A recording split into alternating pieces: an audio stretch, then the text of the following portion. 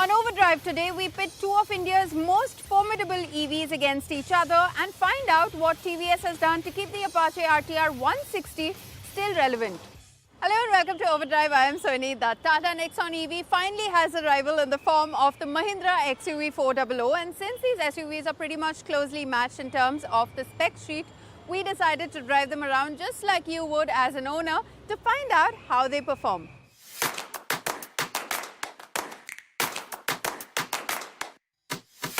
It's a bright and early morning in Mumbai today, and we're on an endurance test of sorts, quite like the people out here on their morning walks. Now the Tata Nexon EV, especially in this long-range max form, has been your go-to electric car if you wanted something that will do pretty much everything that you want from a family car. But it's got its biggest competitor yet, priced very similarly, which is the Mahindra XUV400. So today, let's just get in, drive and see how they perform.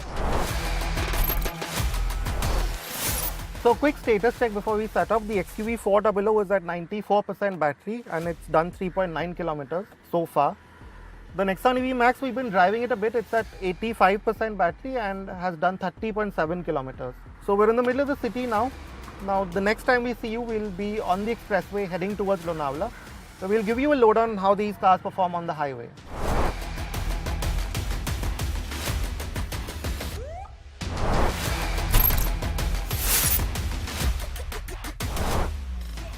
Mahindra has gone back to the original SsangYong Tivoli body shell for the XUV400, packaging the battery pack under the rear seat and boot, making it 207mm longer, 10mm wider and 18mm taller than the Nexon EV Max.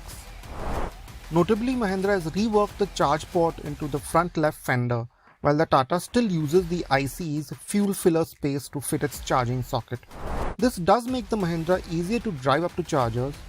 Conversely, you miss out on fog lamps with the Mahindra. The Mahindra XUV400 makes 150 PS and 310 Nm, while the Tata Nexon EV Max puts out 143 PS and 250 Nm. But for this test, we decided to leave the Nexon EV Max in its city drive mode with the XUV400 in its fun setting. Both EVs seem quite similar in performance in these modes, the Tata making a reduced 98 PS and 170 Nm, and the Mahindra limiting top speed to 95 kmph.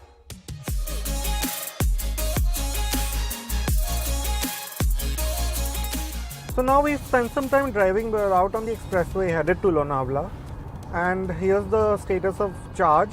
The Nexon EV Max has done 104 kilometers on the trip and it's at 60% charge.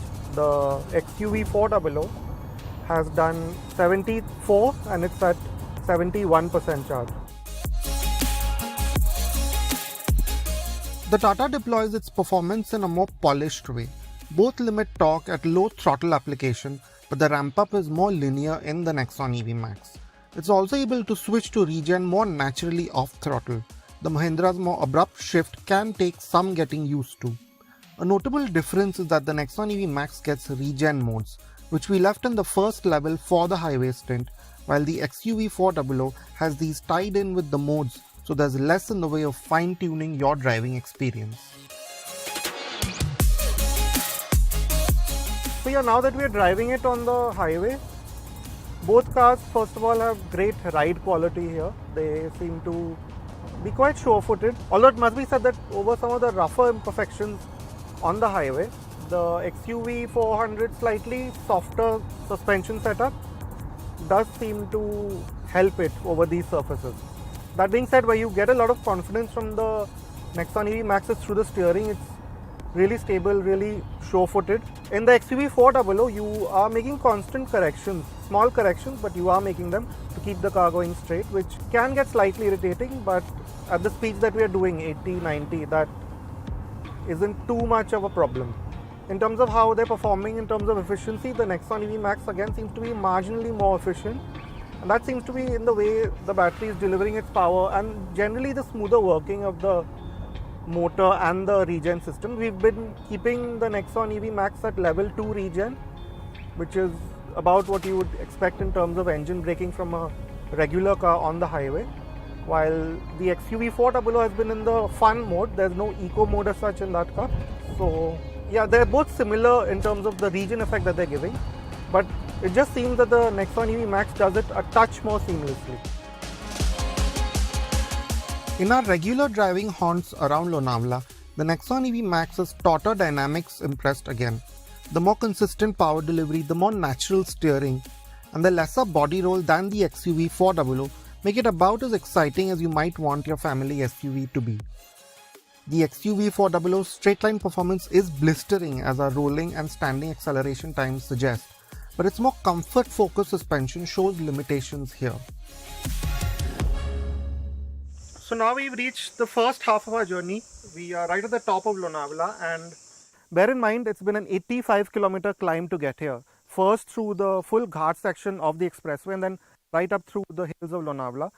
So the Nexon EV Max, remember it had slightly less charge when we started. It's done 153 kilometers and has about 32% charge left. And the XUV400, it's done 125 kilometers and has 43% charge left. From here on, we're going to go back downhill. It's easy because it's going to be a lot of downhill, so we won't have to manage charge all that much. And then we're going to go charge this in Lonavala in a fast charger and then take it from there. The Tata and the Mahindra are similarly spec'd in terms of battery sizes. The Tata has a 40.5 kWh pack and the XUV400 a 39.4 kWh pack. However, they differ in terms of battery chemistry. Mahindra has gone the nickel manganese cobalt way, while the Tata uses lithium iron phosphate cells, both of which are variations of lithium ion technology. The Tata Nexon EV Max and the Mahindra XUV400 again take different approaches with safety. The XUV400 will give you 6 airbags in this top trim, while the Nexon EV Max only makes do with 2. That said, the XUV400 is missing some critical active safety equipment, especially in the context of EVs. These are ESC, hill hold and hill descent control. We found the XUV400 can roll back on a slope, and with the high torque output is also quite drastic wheel spin and torque steer for you to contend with on hard acceleration in the more potent modes. Very soon we are going to take these two EVs for a spin around the city to find out just which of these two would be best suited as your daily driver within the city. Stay with us, you're watching Overdrive. CNG car, there's no chance of storage. If you get a CNG car, you've got to get a carrier. CNG is good, but to get something, you have to give up something. OMG! It's CNG!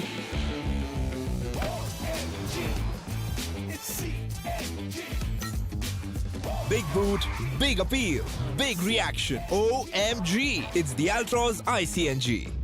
कैसे करते हैं trade? Drive 5 पैसा। Order छोटा हो या बड़ा या cart में बड़ा, कोई वैल्यू या सेगमेंट या कोई भी टाइप, ब्रोकरेज को लेकर अब no more high.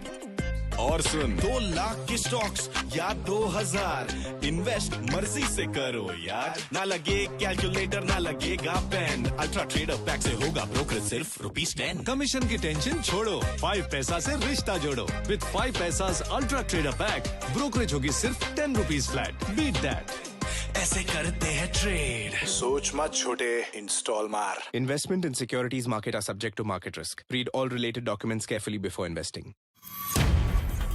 A show that is unmatched. We tell you stocks to watch out for and which sectors are impacted. Thought-provoking.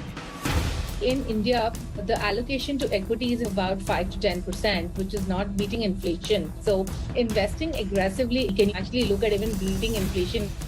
And will give you maximum value for your money. It is a good time to look at debt funds as a category. There's no better time than this in that sense to lock in rates for the long term. A masterclass with India's biggest market experts. Smart money at these times. Powered by Bandhan Mutual Fund. The fairest sex they call us. But the rules of the game, are they fair?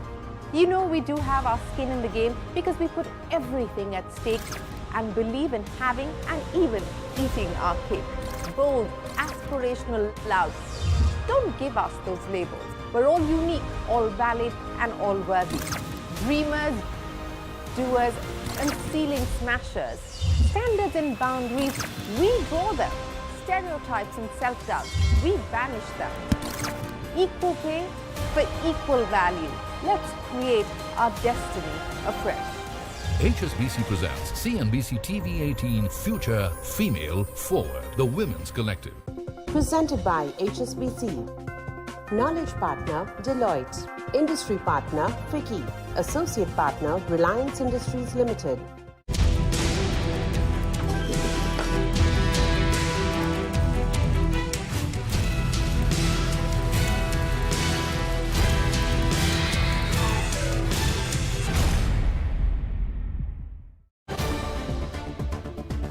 Delivery. There is a large block. I understand in the block deal, the leading private equity investor was a seller. BHEL is buzzing in trade today, and there is an anticipation of a large order coming for BHEL very soon.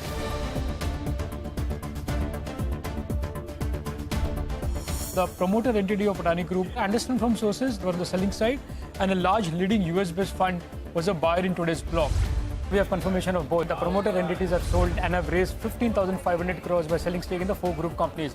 And the buyer is GQG Partners. Tune in to NSE Closing Bell as we spot deals before they happen, decode their impact on stock prices, and help you stay ahead of the markets. CNBC TV18. Follow the leader. Welcome back. Here with us on Overdrive. We've just been testing the Tata Nexon EV against the Mahindra XUV400 on the highway, but now it's time for us to check out which of these SUVs would be most suited for city driving. The Nexon EV Max, after the recent software update, now has an ARAI certified range of 453 kilometers against the XUV400's 456 kilometers. But the real-world range figures tell a different story. It must be noted though that we recouped quite a bit of energy on our downhill run back and drove hard for our shoots, which has gotten the highway and city efficiency numbers close to each other. It also shows that you can really use these EVs for weekend trips or as a daily commuter without charging more than a few times a week. Both fast charge at up to 50 kilowatts. The XUV does it slightly quicker on paper, getting up to 80% in 56 minutes, while the Nexon EV Max takes 50 minutes. But charging the two EVs at different fast chargers and on slow AC charging, we found that these numbers do not make much real-world difference. Both can AC charge at up to 7.2 kilowatts, taking about 6.5 hours. The Nexon is 2 hours slower with the 3.3 kilowatt charger.